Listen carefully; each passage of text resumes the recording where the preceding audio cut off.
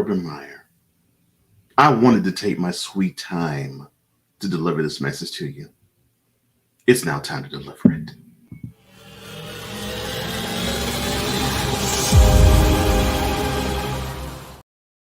I am Cole Johnson of Cole Sports, and this is on the Daily, where we give you fresh, hot takes, as the show suggests, on the Daily.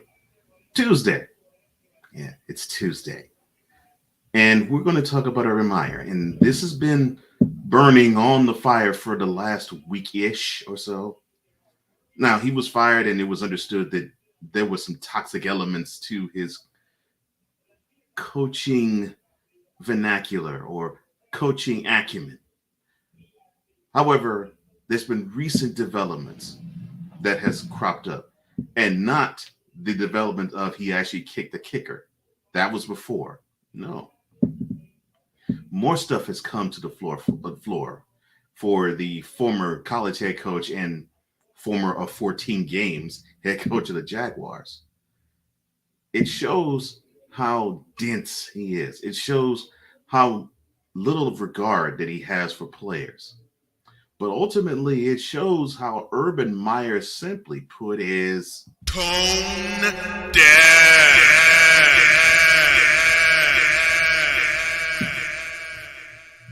Now, for those who have not feasted your eyes on one Mr. Urban Meyer, this is how he looks. Now, he's in his upper 50s.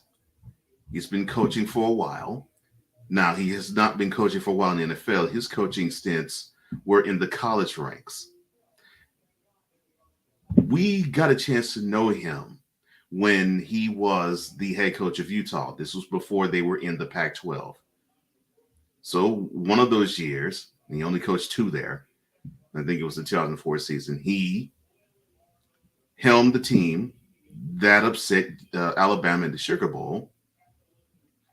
And that caught the attention of many folks around college football. Chiefly amongst them, it caught the attention of Florida, where they rounded him up and they hired him. Now, he coached there for 6 years. He got in touch with Tim Tebow, and with that, he won 2 national championships with him. Then after the 2010 season, oh my gosh, I am sick. I got to go. I'm worn down, and he retired. Or so he told us all. Sat out the 2011 season. Actually, if I'm not mistaken, he went into the broadcasting ranks.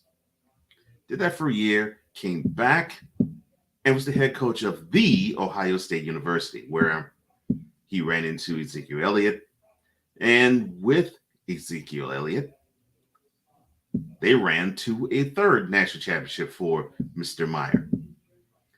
Now, the only one I can think of off the top of my head who's had more success than Mr. Meyer in the college ranks in recent memory would be Dabo Swinney and, of course, Nick Saban. Dabo Swinney of Clemson and Nick Saban of Alabama. Meyer, all of a sudden, after the 2018 season, he was getting worn down again. Similar problems. You know, the job was getting to him. The demands were too rigorous. And he went and retired and went to the broadcasting booth again. Only this time, the itch to coach wasn't over. So he decided to be the head coach of the Jaguars. I think this typifies how well it went.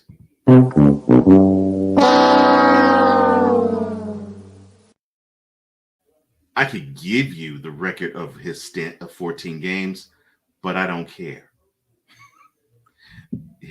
It was so bad there that it doesn't even warrant how many games he won versus how many games he lost.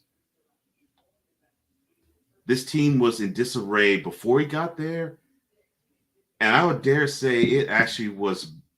I'll actually ask this in this vein.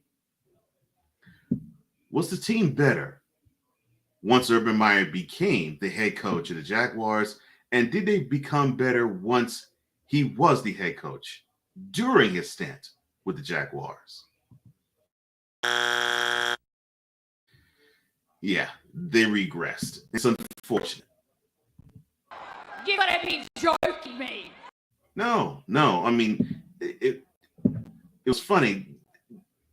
Jacksonville felt the roar was back, and the college crowd there, because it's a huge college football town. Not necessarily saying that they have huge colleges playing there, but they have one huge game they do play there the end of every October or the early November slate. It is the game between Georgia and Florida. And of course, since Urban played there at least once a year for 6 years, he knew Jacksonville and Jacksonville knew him pretty well. But one look at the team and one look at Meyer and how he coached them, and I think the prevailing opinion would be, this whole thing stinks to high heaven. Yeah, especially when they took a road trip to Cincinnati. This was the first game they actually looked good. And I do mean good as in they actually looked like an NFL team. They didn't look like they were a practice squad team or a college team on the field against pros. They actually looked like they could compete on an NFL level against a quality team, but the quality team actually beat the Jaguars. The game really wasn't the story. No. This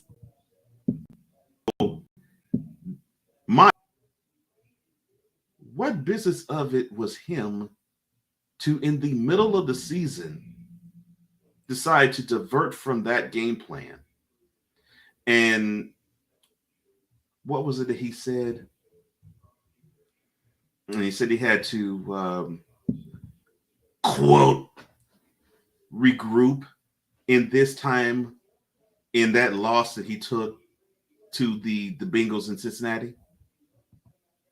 Close quote. Look, that excuse, plus the lap dance, plus the fact you were drunk, there's only one response I have to that.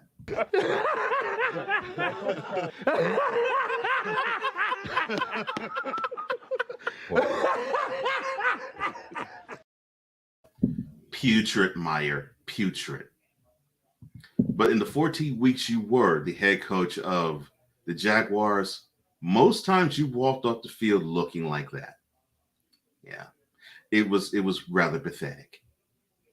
And also a few things other than the lap dance with the college age co-ed also was pathetic, such as you kicking a kicker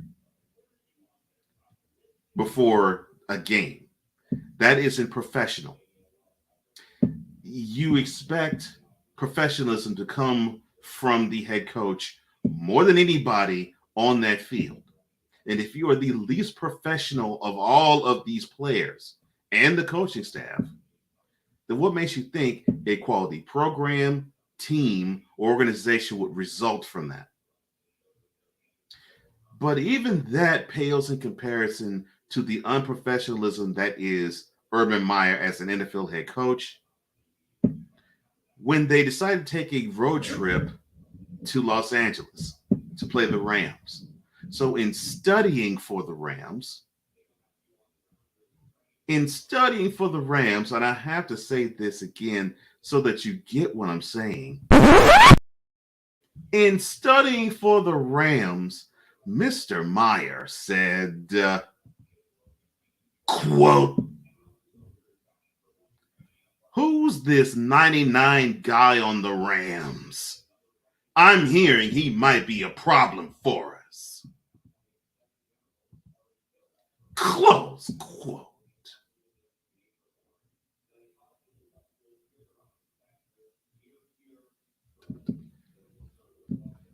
Aaron Donald.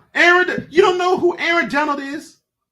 Urban Meyer. Aaron Donald, the best defender in the NFL. You have no idea who he is? Really? Really? It boggles my mind that you were that unprofessional, that you don't take the time to study who your opponents are. I thought this was something you already took care of when you were in college. You're in the pros and you screw it up. How is that possible, Meyer? How on earth is that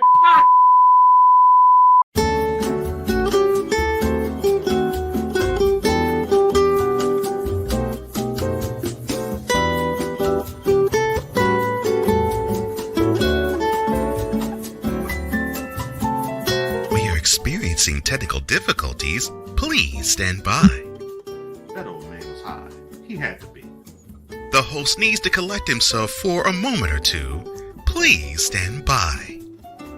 Who's this 99 guy in the The Rams? host simply can't Really? believe how people can be such dolts and idiots. Please stand by. He should never coach again. We now return you to your regularly scheduled programming, already in progress.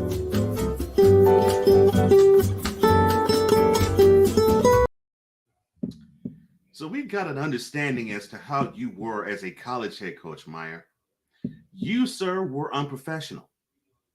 Unprofessional there, unprofessional in the pros, just unprofessional as a coach. Because if a player were to not know who anybody on the team, the opposing team was, you would have them run gassers. You would have them just push up the earth. You would punish them until they would know whomever the opponent they did not know is. What's your punishment? And your punishment is not being able to be on the sideline. No. What is your punishment for not knowing the greatest defender?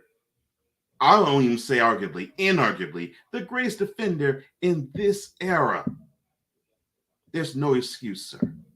There's no excuse for you kicking a kicker. There's no excuse for you at the end of the game not going with your team, being so unprofessional. You let the team go to Jacksonville, but you go to Columbus to get your lap dance on and your drink on. This is why you're no longer on anybody's sidelines, because Mr. Urban Meyer, you, sir, are completely, utterly, unequivocally Bone dead.